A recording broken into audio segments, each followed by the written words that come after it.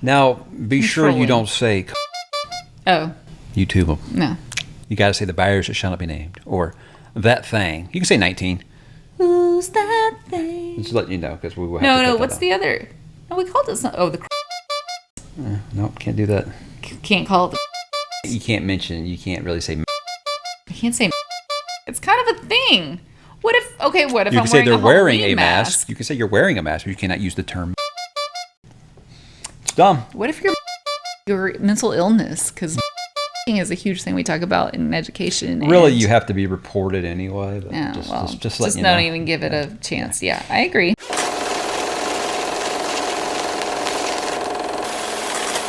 Hey, what's up, Couch Potatoes? We are back for more Fright Fest, guys. Today we're talking about the 2022 direct-to-Peacock film. I guess it's just a Peacock original. I guess that's what they're calling it now. This is Sick, directed by John Hyams, who I'd never heard of before this, but why this got on my radar, written by Kevin WIlliamson, who is very, very famous for writing Scream, a franchise that I'm a big fan of, and obviously, as you saw recently, my wife is as well. This was actually one of your more higher picks. Why did you pick this one so high?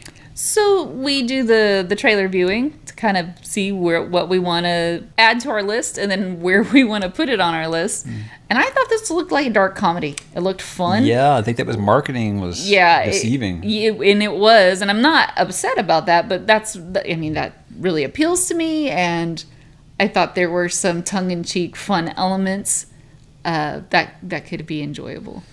Yeah, I think the only gags that were in they kind of showed in the trailer. So I think that was a little bit of a misdirection. And I mean, I didn't mind because I'm not as crazy about the horror comedy as she is if it isn't Evil Dead.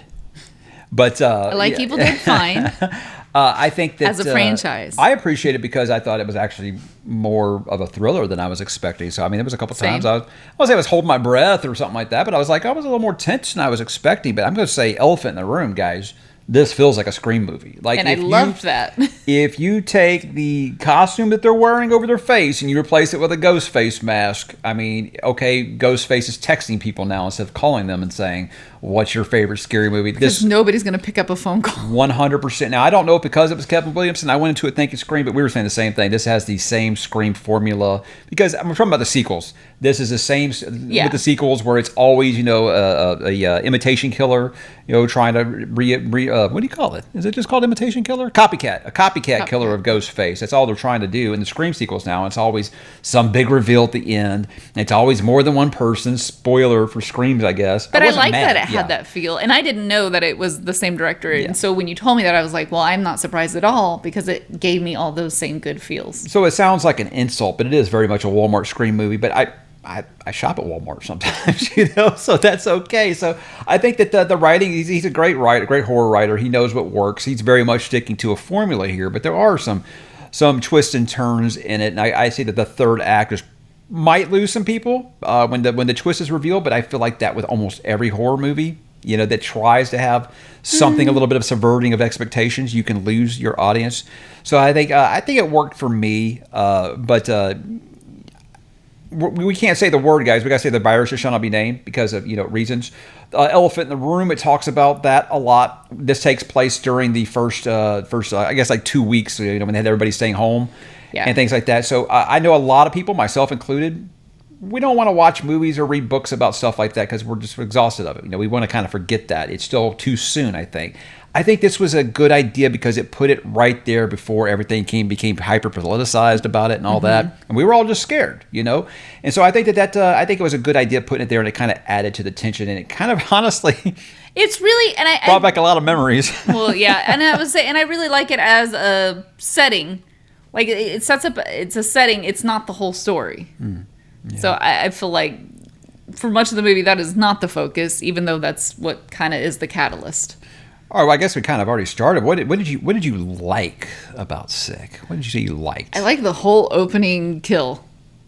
That was awesome. Tense, and right? It was so Scream-like. Yeah, it was very Scream. Even the knife through the door. I was like, this is just so Ghostface. So yeah, it has that DNA all over it. But yeah, that was pretty tense. I think we've all had that thing where you're getting a text from a number you don't know, and it immediately creeps the hell out of you. So I think they captured that. Oh yeah, and then they text you the picture of yourself. Texting you a picture of standing behind you. Yeah, that's setting the tone really early, and it has a very, very Scream prologue. So I mean, I can't say that enough. That had me. That I was in. I was in for it. I liked both the girls, and girls can sometimes be pretty unlikable in horror movies. But I liked the smart, standoffish friend.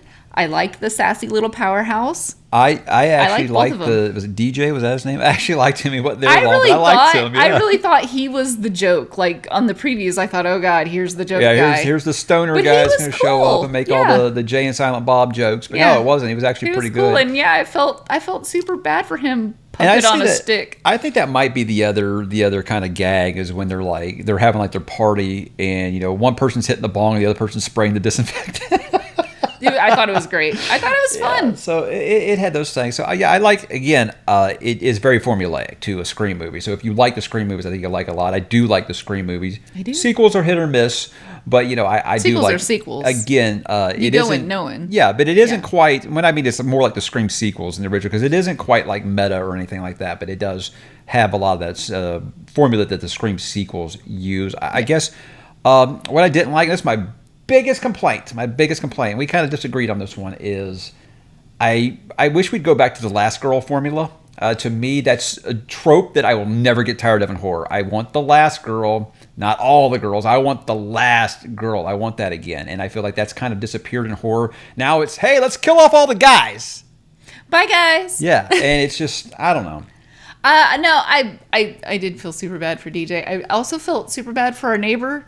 I mean, you called that one a mile away. She's gonna get now you're gonna get your neighbor killed. Way to go, lady. Yeah. I did feel super bad for him because he was gonna help her. You know what? I didn't like the. See if you're gonna pick the one I was gonna pick. The multiple killers, but honestly, the mom and just kind of like, it felt kind of messy and irrational, which. Yes, losing a kid, I think, would make you a little insane. Yes, yeah, but the whole family. I don't know, and then be tracking down the first guy, the next guy. How dare you kill this person that came to kill you? Yes, and that's where I was like, okay, this has gone maybe just a little too far. But most annoying thing in this entire movie, and guys, this is nothing. Like new. I'm gonna get revenge, but I'm gonna murder everybody in order to get revenge. You're just a murderer now. This is not revenge anymore. Sure, especially when you just start killing everybody that's in the way. Yes. The most annoying thing to me, and like I say, guys, this happens in every horror movie. You can pick holes through it the whole time. One, how is this girl outrunning all these people barefoot in the woods? How is she doing that? She's short too, and she's like 4'11". No legs. There's no way she's outrunning these people. Especially when that guy is apparently like He-Man. He was like tossing people across a room like they were nothing. Yeah. But for me, like the part that really took me out of it once was, okay, she's getting away. She goes out in this raft and she's paddling as fast as possible. And you're telling me this guy jumps in the water and outswims her? Quietly, silently. No splashy. I mean, maybe he's an Olympic swimmer. Maybe that's why he's such in incredible shape. I don't know. But it was just like, that one's kind of tough, So that might take you out of it a couple times. But you get all those kind of things in horror movies. Yeah. It's you're there for the fun, not for the semantics of it. Yeah, so I think there were some things in the third act that kind of annoyed me. And again, the last girl thing, that's just something that personally I just love. I love the last girl. I'll never get tired of that. So I'm good with two girls joining together. I wish one of them had ate it, in the surprise there, with the axe. I wish that one of them had kind of ate it there. That, to me, would have been more... It sounds awful to say satisfying, but, you're watching horror movies for a reason. The body count, usually. But, I do wish we'd go back to the last girl. And also, I don't know, the way that they kind of set it up, and this kind of just depends on where you come down, kind of feels like it was dunking on people a little bit who lost someone during all that a little bit. I kind of feel that, yeah. And I don't know how that's going to go over for some people. So I'm going to be honest, it's going to be one of those things that the third act probably could lose you. But this was a pleasant surprise. The virus shall not be named, really hurt your family, this is probably not I'd movie avoid for it. you. I'd definitely avoid it. Yeah. I think that this was the most pleasant surprise for me so far, because this was one of the ones we watched the trailer. I was like, it's just gonna be more. I was afraid of it being preachy. I'm not gonna lie. I was afraid of it being very, very preachy, and I don't think that it was. I think that it was a good snapshot of where we were during that initial lockdown. So I think that was one of those things where we kind of look back and be like, wow, we really did do that, didn't we? But I'd give it a. Man, if I could get somewhere in between. I don't like doing half stars because I feel like that's cheating. But it's one of those, like, if I'd have paid to see it, I wouldn't have felt bad about it. But I'm definitely glad I waited for streaming. So I'd say 3. Though I did really enjoy it. I really did have a good time with it. And I'm pretty sure it's probably your scariest one yet, right? No. No? Okay. What was scarier? Wreck. Wreck was still scariest? Wreck was scarier. Yeah, wrecked you, yeah. Yeah. No, Wreck had me turning all the lights on the way upstairs, put the kids to bed, and then one at a time as I came down. So what do you got on your rating and your scariness factor? So out of movie, 3 out of 5. I did. I thought it was a good movie. I thought it was a fun movie. I love me a Scream movie. So yeah. I could agree that I'd want a higher body count. There just weren't more bodies. Yeah. Also, I don't need Last Girl Standing. I like Everybody Dead. Or You join like no together. No girl standing? No Okay. girl standing. Oh, wow. Bye, bitch. All right. No. And then also on this one, I got it 2 pumpkins because you better believe when I was changing the cameras out today and I opened the door, I shut that door because nobody was slipping into my Nobody house. going in behind you? Okay. Behind me. Yeah. All right. Well, guys, that was Sick on Peacock. I think if you got Peacock, it's definitely worth your time. Yeah. At a bare minimum. But again, like I said, there are those warnings there for you if that's something that you're not into. But again, if you're one of those people who's just worried it's going to be preachy, I don't think it really was. And that was my primary concern there. So, yeah, I think it's worth checking out. So drop in the comments if you guys have seen it and let us know what you think. And we will talk to you there.